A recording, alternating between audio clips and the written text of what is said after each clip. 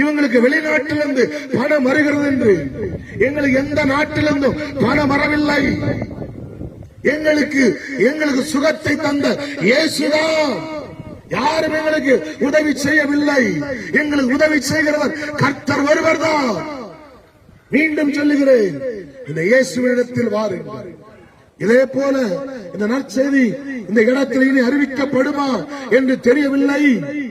இன்றைக்கு இருக்கிற நீங்கள் நாளைக்கு உயிரோடு கூட இருப்பீர்கள் என்று ஒரு நிச்சயம் நமக்கு கிடையாது. மனுஷ வாழ்க்கை ஒரு புல்லுக்கு சமமாய் இருக்கிறது. காலையில் தோன்றி மாலையில் மறைந்து போகக்கூடிய ஒரு புல்லுக்கு சமமாய் இருக்கிறது.